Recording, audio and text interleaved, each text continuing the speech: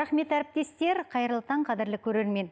Бүгін Мұхтар Әуезов атындағы Академиялық драма театрында Қазақстан Республикасы тәуелсіздігінің 25 жылдығына арналған шетел қазақтарының халықаралық өнер фестивалі өтеді. Осыған орай біз Ресей Федерациясы Омбы өңірлік қоғамдық ұйымы Мөлдір Қазақ-Сібір мәдени орталығының төрайымы Алтынай Жүнісовамен жүздесіп отырмыз. Қош келдіңіз, Алтынай. Қайырлы таң, саламатсыз ба? Бүгінгі халықаралық фестивальге сіздердің дайындықтарыңыз қалай? Бүгінгі фестивальге біз Ресей Федерациясының атынан қонақ ретінде келіп отырмыз. Біздің жақта бірақта жас ақындар бар. Өкінішке орай қазақша жазатындар, олар Қазақстанға келіп Қазақстанда оқып жатыр, ал бізде орысша жазатын жастар. Сондықтан олар қатыса алмады.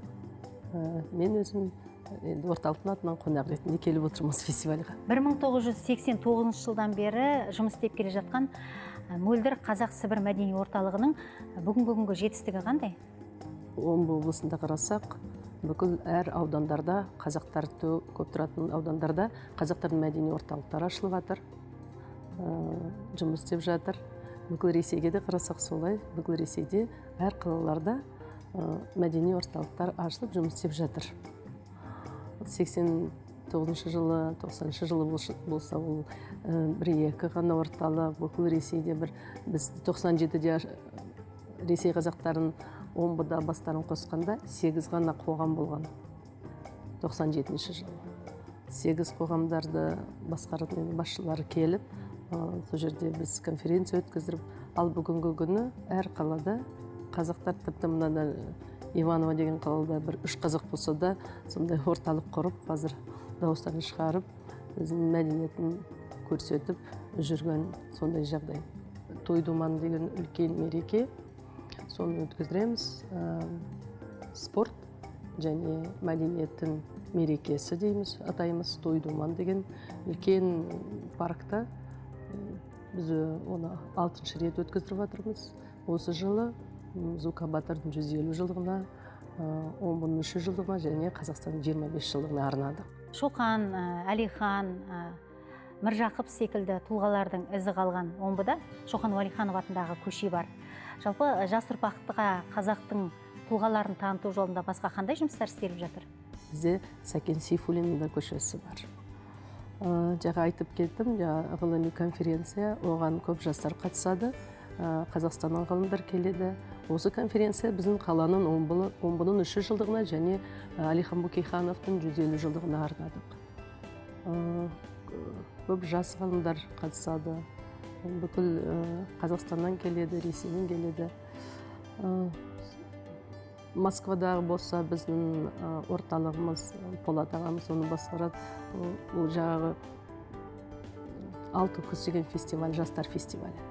Қазір біз өзіміз Омбыда дайындалып жатырмыз. 6 күзге қатысатын біздің регионнан бір адамды шығару керекпіз. Сол адамды таңдайтын конкурсқа дайындалып жатырмыз. Ал өзімізді Қазақстанның мәдени күндері өткіземіз. Ол 18 басталады, 18, 19, 20. Ол жаңағы күндер, ол күндерді де Қазақстанның 25 жылдығына арнадық, Омбының 300 жылдығына арнадық.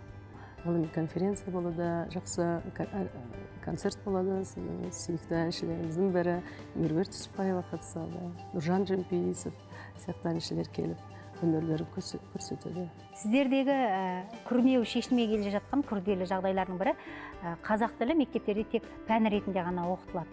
Осы мәселелерді шешу жолында қандай жұмыстар істеліп жатыр? Пән ретінде бүгінгі күні бізде бұрын 17 мектеп болған, бүгінгі күні 9 мектеп қана.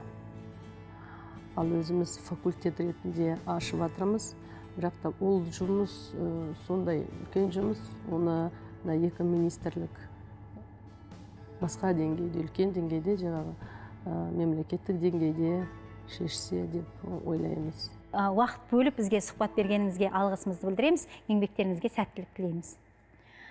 Құрметті көрермен, сіздер Ресей Федерациясы Омбы өңірлік қоғамдық ұйымының Мөлдір Қазақ-Сібір мәдени орталығының төрайымы Алтынай Жүнісовамен жүздестіңіздер. Ұлттық арнадан алыстамаңыздар. Таңшолпан Астана студиясында жалғасады.